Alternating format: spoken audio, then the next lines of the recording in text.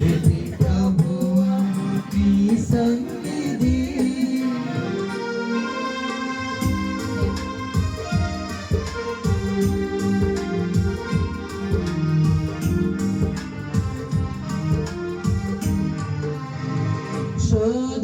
బాధలు కలిగిన వేళ నీ సిలువే మా ఆశ్రయదుర్గం.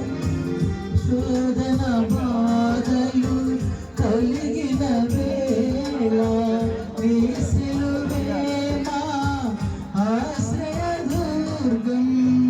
నూతన బలమును వసగుము దేవా, నూతన బలమును వసగుము దేవా, నీ కను సన్నలదాచుము ప్రభువా, నీ కను సన్నలదాచుము ప్రభువా. చేరితి ప్రభువా నీ సన్నిధి, పూజలు చేయగనా పెన్నిది. చేరితి ప్రభువా నీ సన్నిధి. ఈరోజు దివ్య పూజ బలి అర్పిస్తున్న కుటుంబము సుధారాణి అనారోగ్యంతో బాధపడుతుండగా దేవాదేవుడు ఆ బిడ్డను దీవించి ఆశీర్వదించి కావలసిన స్వస్థ అనుగ్రహాలు దయచేయమని దివ్య పూజ బలి అర్పిస్తున్నారు. వేంపాటి సామేలు, వేంపాటి స్వాతికి మరి లివర్ ఆపరేషన్ చేసి ఉన్నారు. దేవాదేవుడు త్వరలో తనకు మంచి ఆరోగ్యం దయచేయాలని, రోగ విముక్తి దయచేయాలని కుటుంబ సభ్యులు ప్రార్థిస్తున్నారు. సమీర, పూజిత, జోసఫ్ వాళ్ళ కోసం ప్రార్థిస్తూ దేవాదేవుడు బిడ్డలందరినీ దీవించాలని, ఆశీర్వదించాలని, అదేవిధంగా మరి అమ్మకు మంచి ఆరోగ్యం దయచేయాలని, బ్రెయిన్ ఆ బిడ్డకు, ఆ చిన్నారి బిడ్డకు ఎదగాలని ప్రార్థిస్తూ దేవాదేవుడు తన జీవితంలో, తన కుటుంబ జీవితంలో ఒక గొప్ప అద్భుతము చేసి బ్రెయిన్ ఎదిగి మాట్లాడే శక్తి, నడివే శక్తి, చూసే శక్తి దయచేయాలని మరి అమ్మ కోసం దివ్య పూజలు ప్రార్థిస్తూ, అదేవిధంగా 10వ తరగతి పరీక్షలు రాస్తున్న విద్యార్థులను సమర్పించుకుంటూ దేవాదేవుడు వాళ్ళ జ్ఞానవరం దయచేసి ప్రతి పరీక్ష మంచి మార్కులతో ఉత్తీర్ణ విధంగా దేవాదేవుడు వాళ్ళు దీవించాలని దివ్య పూజ వల్ల ప్రార్థించుకుంటూ అందరూ 2 చేతులు జోడించి పితా, పుత్ర, పవిత్రాత్మ నామమున ఆమేన్. మన ప్రభు అయిన యేసుక్రీస్తు కృప, సర్వేశ్వరుని ప్రేమ, పవిత్రాత్మ సహవాసము మీ అందరితో ఉండుదురుగాక. మీ ఆత్మతో ఉండుదురుగాక. సహోదరి సహోదరులారా, పవిత్రమైన పరమరహస్యము కొని రేగులమౌటకు మన పాపములను ఒప్పుకుందము. సర్వశక్తి గల సర్వేశ్వరుని చెంతను సహోదరి సహోదరులారా, మీ చెంతను నా పాపములను ఒప్పుకొనుచున్నాను. ఏదైనా తలంపు చేతును, వాక్కు చేతును, క్రియ చేతును, అశ్రద్ధ చేతును బహు పాపములు చేస్తుంది. అందుచేత సకల దూతలను, ప్రేతలను, సహోదరి సహోదరులారా, మిమ్మును మా కొరకు మన ప్రభువైన సర్వేశ్వరుని ప్రార్థించవలెనని బ్రతిమాలుకొనుచున్నాము. సర్వశక్తి గల సర్వేశ్వరుడు మనకు దయ చూపి మన పాపం మన్నించి మనను నిత్య జీవితము చేర్చుదురుగాక. ఆమేన్. ప్రభువా దయ చూపము, ప్రభువా దయ చూపము, క్రీస్తువా దయ చూపము, క్రీస్తువా దయ చూపము, ప్రభువా దయ చూపము, ప్రభువా దయ చూపము. ప్రార్థించుదము. ఓ సర్వేశ్వర, మేము వెలకట్టలేని నీ అద్భుతమైన కృప ద్వారా మమ్ము సకల విధములు దీవించితివి. మా ఆది పాప స్థితి నుండి మేము విముక్తులమై నూతన జీవము పొందుదుముగాక. నీ స్వర్గరాజ్యపు మహిమకు మమ్ము సంసిద్ధులుగా చేయుదుముగాక. నీతోనూ పవిత్రాత్మతోనూ కలిసి యుగ యుగములో జీవించు పాలించు మా ప్రభువును నీ కుమారుడైన యేసుక్రీస్తు ద్వారా ఈ మనవి చేయుచున్నాము.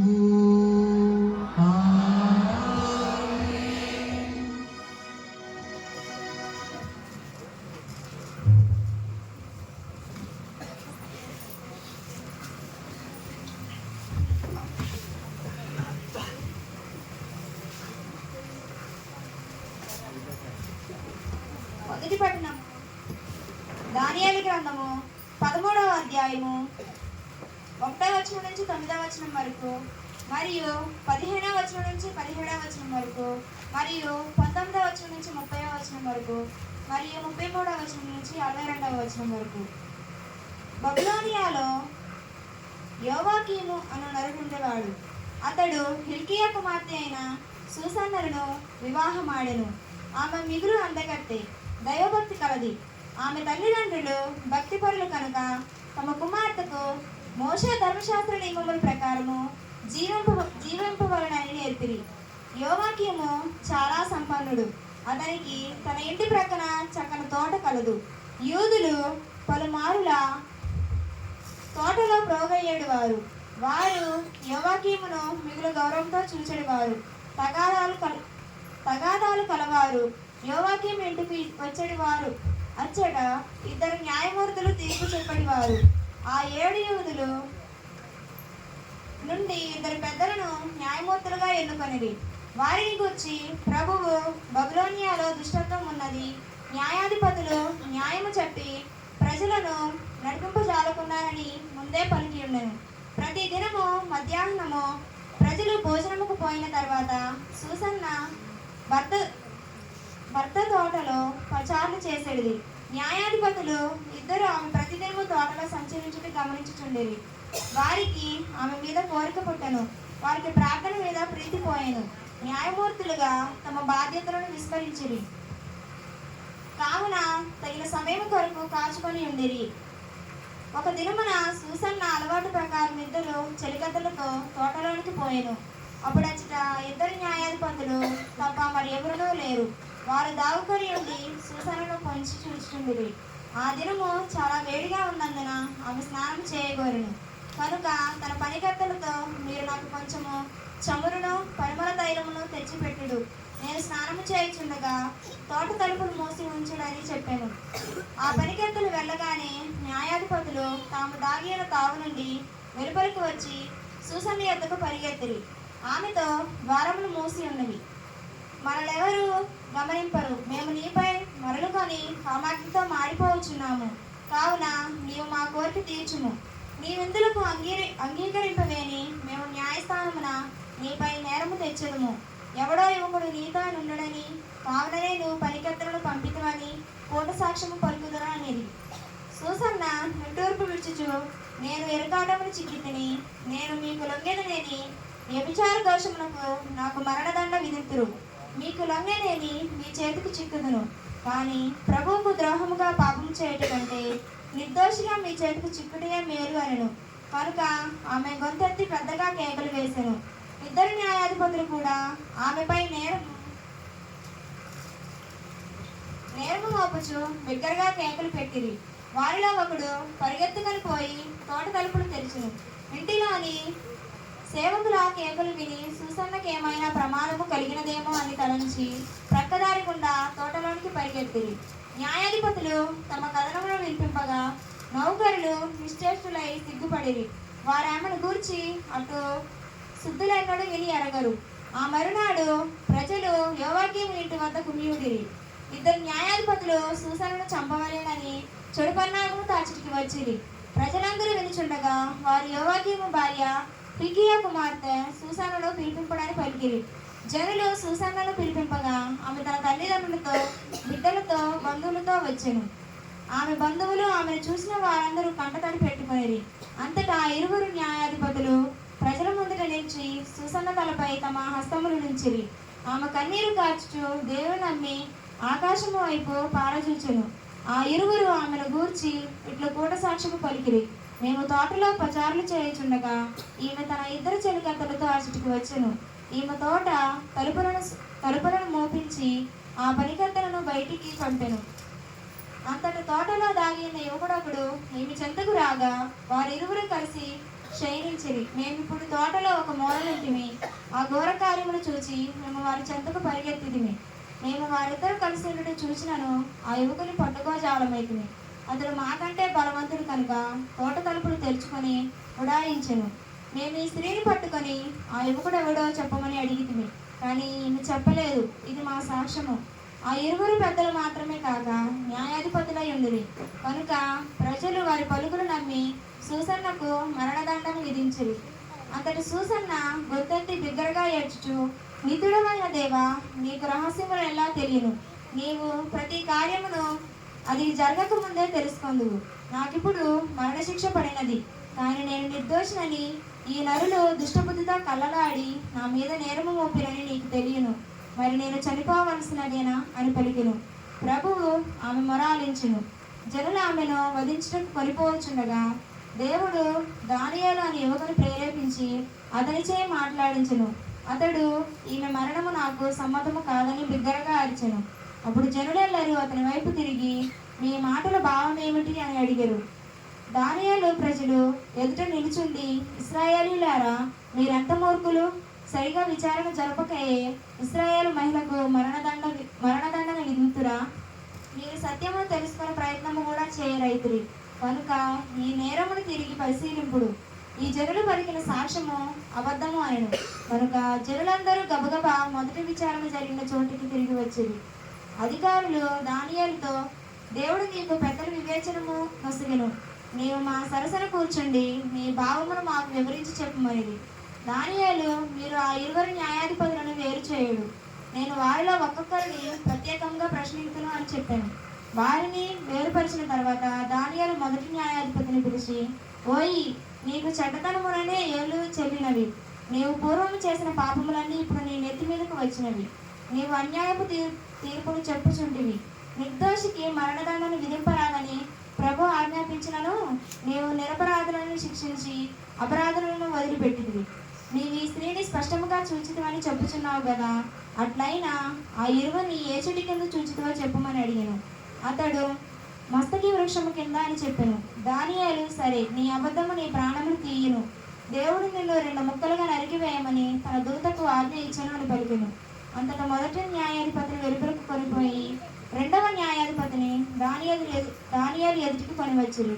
దానియేలు అతనిని చూచి, నీవు యూదా జాతికి కాక కనానీయుల జాతికి చెందినవాడు. ఈమె సౌందర్యము నిన్ను చెరచను, కామము నిన్ను పెడత్రోవ పట్టించెను. నీవు ఇశ్రాయేలు వనితలను చెరచుచుంటివి, వారు భయపడి నీకు లొంగిపోయిరి. కానీ ఈ యూదా వనిత నీ దౌష్ట్యము లొంగదయ్యను. నీవు వీరిని ఏ చెట్టు కింద చూచుతువో చెప్పమని పలికెను. అతడు సింధూరము క్రింద అని జవాబు చెప్పెను. దానియేలు, సరే, ఇట్టి బొంకు పలికి నీ కుత్తిక మీదకు తెచ్చుకోండి.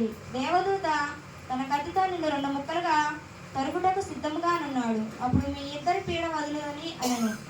అంతటి జనులందరూ కోలాహలం చేసి తను నమ్మిన వారిని రక్షించు దేవుని కొనియాడిరి. దానియేలు ఆ 2 న్యాయాధిపతులను పూట సాక్ష్యము పలికిరని రుజువు చేసెను. కనుక ప్రజలు వారి మీద విరుచుకుపడిరి.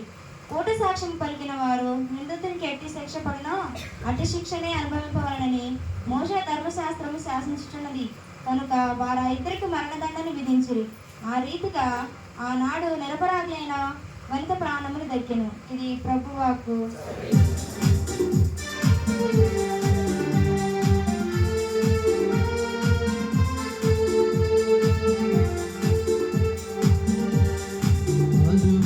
మరువను యేసయ్యా, ఎన్ని ఆపదలెదురైనా. మరువను యేసయ్యా, అపనిందల పాలైనా.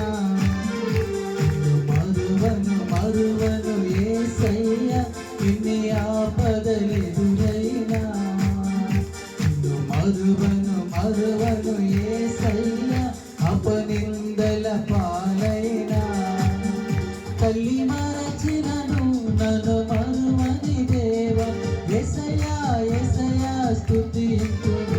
తల్లి మరచినను నన్ను మరువని దేవా, యేసయ్యా యేసయ్యా స్తుతింతును.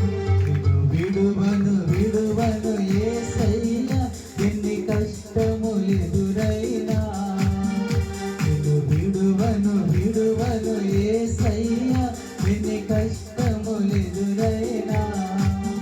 తండ్రి మరచినను నన్ను మరువని దేవా, యేసయ్యా యేసయ్యా స్తుతింతును. తండ్రి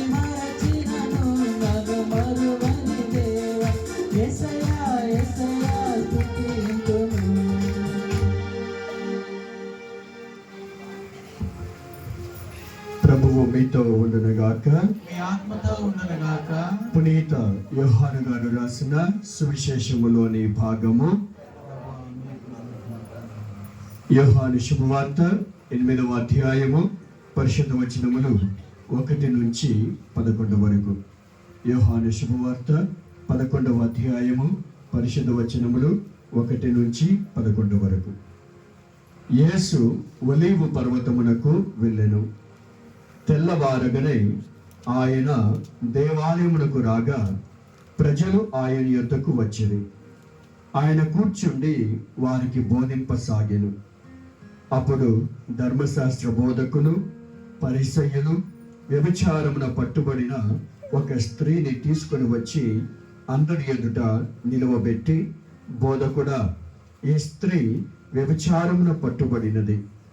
ఇటువంటి స్త్రీలను రాళ్లతో కొట్టి చంపుడని మోషే ధర్మశాస్త్రమున ఆజ్ఞాపించెను. ఈ విషయమై నీవు ఏమందువు అనిరి. వారు యేసు మాటలలో తప్పుపట్టి ఆయనపై నేరారోపణ చేయుటకై ఇట్లు అడిగిరి. యేసు వంగి వ్రేలితో నేల మీద రాయసాగెను. వారు పదే అడుగగా ఆయన లేచి, మీలో పాపము చేయని వాడు మొట్టమొదట ఆమె మీద రాయి వేయవచ్చును అని చెప్పి మరలా వంగి నేల మీద వేలితో రాయసాగాను. ఆ మాటలు విని అచట ఉన్నవారు పెద్దలు మొదలుకొని ఒకరి వెంట ఒకరు వెళ్ళిపోయేది. అందరూ వెళ్ళిపోగా ఎదుట నిలిచిన స్త్రీతో యేసు మాత్రమే ఉండిపోయెను. ఆయన తల ఎత్తి, అమ్మా, వారందరూ ఎక్కడ? ఎవరునూ నీకు శిక్ష విధింపలేదా అని ప్రశ్నించెను. లేదు ప్రభు అని ఆమె సమాధానమిచ్చెను. అందుకు యేసు, నేనును నీకు శిక్ష విధింపను, వెళ్ళుము, ఇక పాపము చేయకము అని చెప్పాను. ఇది క్రీస్తు సువిశేషము. ఈ సువిశేష వాక్కుల ద్వారా మన పాపములు పరిహరింపబడుగాక.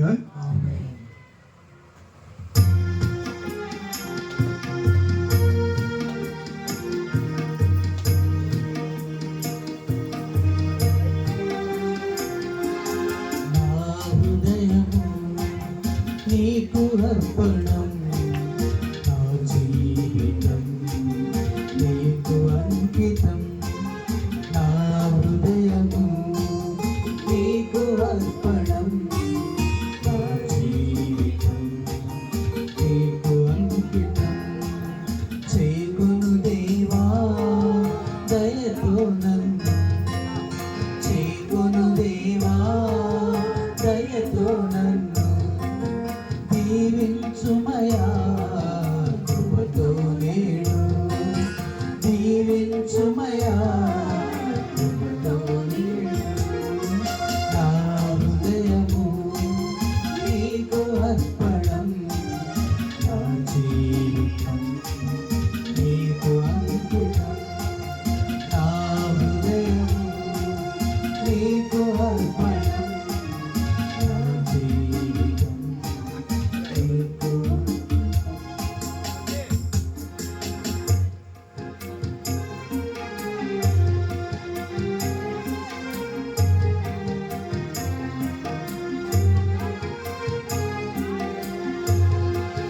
కలిమి నేను పొందిన కొన్నాళ్ళేగా, చెలిమి నేను చేసిన కొన్నేళ్ళేగా.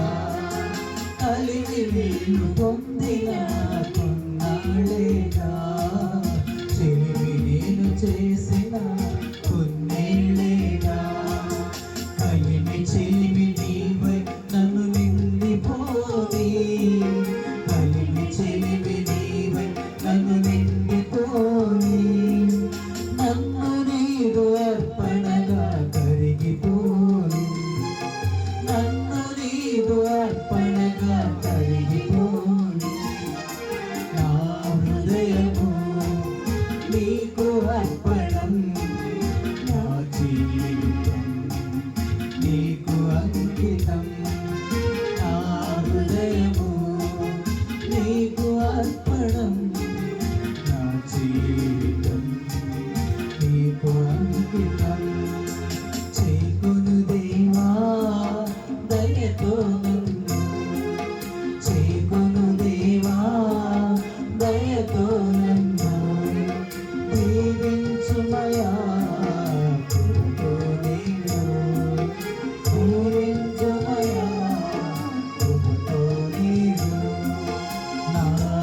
హృదయము నీకు అర్పణం, నా జీవం నీకు అంకితం. సహోదరి సహోదరులారా, నేనును మీరును అర్పించిన ఈ బలి సర్వశక్తిగల పితైన సర్వేశ్వరునికి అంగీకరణలో ప్రార్థింపము. ప్రభువా తమ నామస్తుతి మహిమ కొరకును మన ప్రేక్షకుల కొరకును మన మీ కరుణ ద్వారా ఈ బలిని స్వీకరించుగాక. ప్రార్థించుదము. ఓ ప్రభువా, ఈ పవిత్ర పరమరహస్యములను కొనియాడుట కొరకు మా శారీరక తపోఫలమైన పవిత్ర హృదయమును నీ దైవ సన్నిధికి చేరి ఉన్నాము. దీనిని దయతో అంగీకరింపము. మా ప్రభుని క్రీస్తు ద్వారా ఈ మనవి చేయుచున్నాము. ప్రభువు మీతో ఉండుదురుగాక. మీ ఆత్మతో మీ మనసులను ఉన్నతమునకు త్రిప్పుము. ప్రభువైపు త్రిప్పియున్నాము. మన దేవుడైన ప్రభునకు కృతజ్ఞత తెలుపుదము. వారికి కృతజ్ఞత తెలుపుట న్యాయము. ప్రభువైన దేవా, పావన పిత, సర్వశక్తి సర్వేశ్వర, మేము ఎల్లప్పుడూ ఎచ్చోటను నీకు కృతజ్ఞతా వందనము చెల్లించుట యుక్తము, న్యాయము, ధర్మము, రక్షణదాయకము. ఎందుకనా నీ కుమారుని రక్షణాయుతమైన శ్రమలు మరణము ద్వారా ఈ లోకమంతయు మహోన్నతమైన నీ అనంత శక్తిని వెల్లడించి భాగ్యమును నోచుకున్నది. ఏలైనా అద్భుతమైన శిలువ మహోత్సవం ద్వారా ప్రపంచముపై నీవు విధించిన తీర్పును శిలువ వేయబడిన క్రీస్తు అధికారమును విధేయతం చేయబడినది. కావున సర్వేశ్వర, సకల దూతలతోనూ పునీతులతోనూ ఏకమై మేము మిక్కిలి ఆనందముతో నీకు కృతజ్ఞత తెలుపుట ఎట్లనగా, సర్వేశ్వరుడు పవిత్రుడు పవిత్రుడు పవిత్రుడు, పరలోకమును భూలోకమును మీ మహిమతో నిండి ఉన్నవి. మహోన్నతమున హోసానా, ప్రభువు నామములో చేయువారు ధన్యులు. మహోన్నతమున హోసానా. ఈ అప్ప ద్రాక్ష రసములు మనము ప్రభువుకు సమర్పించే సమయంలో ఇదిగో ఈరోజు మా కోసం ప్రార్థించిందని దివ్య పూజ బలి అర్పిస్తున్న ఆ కుటుంబమును సమర్పించుకుంటూ, అదేవిధంగా ఈ ఆరాధనలో పాల్గొని దైవాశీస్సులు పొందాలని విశ్వాసముతో వచ్చిన ప్రతి ఒక్క బిడ్డను దేవునికి సమర్పించుకుంటూ, అదేవిధంగా 10వ తరగతి పరీక్షలు రాస్తున్న విద్యార్థులను సమర్పించుకుందాం. బ్రెయిన్ అసలు ఎదగగా బాధపడుతున్న మరియమ్మను కూడా జ్ఞాపకపరుచుకుంటూ ఈ విన్నపములన్నిటినీ ఈ అప్పద్రాక్ష రసంతో పాటు సమర్పించుకుని ప్రభు యొక్క దీవెన ద్వారా అప్పద్రాక్ష రసములు క్రీస్తు ప్రభు శరీరక్తలుగా మారబోతున్నాయి. అదేవిధంగా ప్రభు యొక్క దీవెన ద్వారా మన యొక్క ప్రతి ఒక్క ప్రార్థన విన్నపములన్నిటిని కూడా మన కుటుంబ జీవితములో సఫలీకృతము జరిగి సంతోషము ఆనందముతో జీవించడానికి ఇదిగో మన ప్రతి ఒక్క ప్రార్థన విన్నపములన్నిటినీ ఈ అప్పద్రాక్ష రసములతో పాటు ఆ దేవాదేవుని మనము సమర్పించుకుందాము. ఓ ప్రభువా, నీవు నిక్కముగా పవిత్రుడవు, సర్వ పవిత్ర కూటయు నీవే కనుక నీ పవిత్రాత్మ ద్వారా ఈ కార్యక్రమాలను పరిశుద్ధపరచ ప్రతిమాలుచున్నాం. ఈ విధమున ఇవి మా కొరకు మా ప్రభుని యేసుక్రీస్తు శరీర రక్తములు అగునుగాక. అతడు శిలువసములకు తను తాను ఇష్టపూర్తిగా అప్పగించుకున్నప్పుడు అప్పమునందుకుని కృతజ్ఞతావందన చెప్పి త్రుంచి శిష్యులకిచ్చు ఇట్లనే, మీరందరూ దీన్ని తీసుకొని భుజింపము. ఎలైనా ఇది మీ కొరకు అప్పగింపబడనున్న నా శరీరము.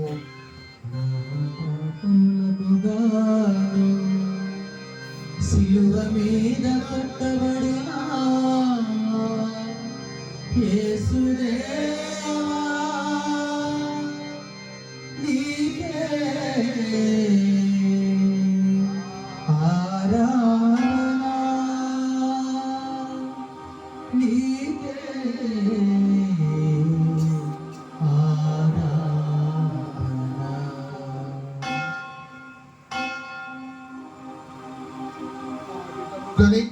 భోజన అనంతరము పాత్రమును అందుకుని మరలా నీకు కృతజ్ఞతావందనలు చెప్పి శిష్యులకు ఇచ్చు ఇట్లా మీరందరూ దీనిని తీసుకొని దీని నుండి పానము చేయండి.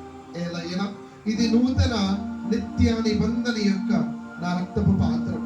ఇది మీ కొరకును అనేకుల కొరకును పాప పరిహారణకై దారబోయబడు. దీనిని నా జ్ఞాపకార్థము చేయుడు. పాపములకు గాను సిలువ మీద చిందబడిన యేసు రక్తమా నీకే ఆరాధన, నీకే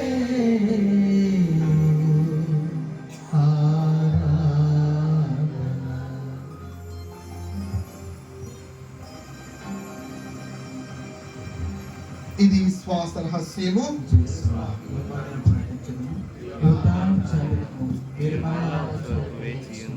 కనుక తండ్రి క్రీస్తు మరణమును ఉత్థానమును స్మరించుచు జీవనస్కి అప్పమును రక్షణ పాత్రము నీకు సమర్పించున్నాం. నీ సముఖం నిలిచి నీకు పరిచర్య చేయుటకు మమ్ము పాత్రలుగా చేసినందుకు నీకు వందనం తెలుపుచున్నాం. క్రీస్తు శరీర రక్తం మంది పారి వారికి మమ్ము పవిత్రాత్మ ఐక్యపరచమని బతిమాలుచున్నాం.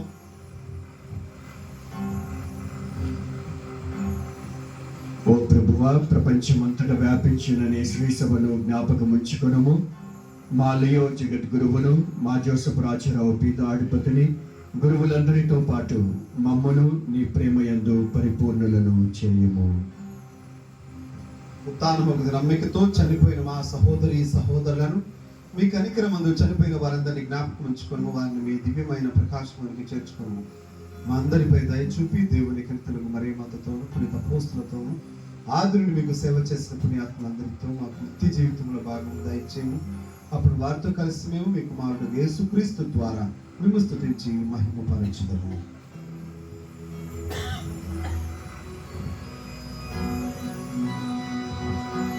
క్రీస్తు ద్వారా, క్రీస్తుతో, క్రీస్తు నందు సర్వశక్తి గల పితయైన సర్వేశ్వర పవిత్రాత్మతో ఏకమయ్యుండు మీకు యుగ యుగములు గౌరవ మహిమలు కలుగునుగాక. గౌరవ మహిమలు కలుగునుగాక.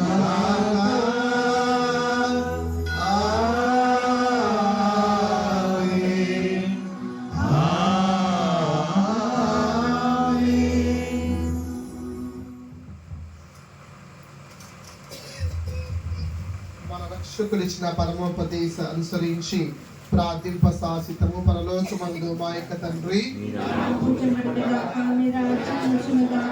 మీ చిత్తము పరలోకమందు నెరవేరినట్లు భూలోకమందు నెరవేరును గాక. నానాటికి కావలసిన మా అన్నము మాకు నేటికి ఇవ్వండి. మా యొక్క అప్పుడైన వారిని మేము మన్నించినట్లు మా అప్పులను మీరు మన్నించండి. మమ్ము శోధన యందు ప్రవేశించకుండా కీడులో నుండి మమ్ము రక్షించండి. ప్రభువా, అన్ని కీడు నుండి వ్యాధి బాధల్ని మమ్మల్ని రక్షింపము.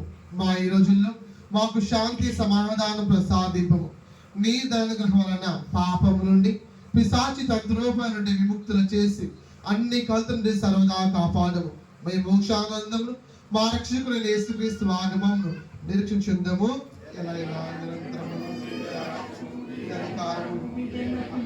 శాంతిని మీకు అనుగ్రహించున్నాను, నా శాంతిని మీకు ఇచ్చినానని నీ అపోస్తులతో వచ్చించిన ప్రభుని యేసువా, మా పాపము లెక్కింపగా నీ స్త్రీ విశ్వాసం వీక్షింపు. మీ చిత్త ప్రకారము నీ సభకు శాంతిని ఐక్యమును అనుగ్రహింపు. యుగమును జీవించు పాలించు ప్రభువా. ప్రభుని శాంతి ఎల్లప్పుడూ మీతో ఉండుదురుగాక. ఒకరికొకరు సమాధానం తెలుపుకుందుము.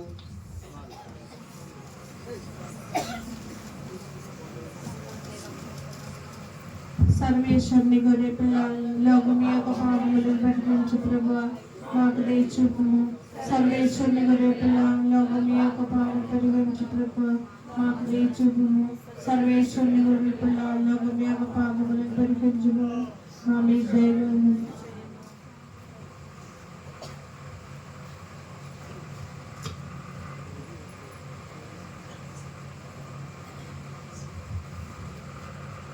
ఇదిగో సర్వేశ్వరుని గొర్రె పిల్ల, ఇదిగో లోక పాపములు పరిహరించే ప్రభు.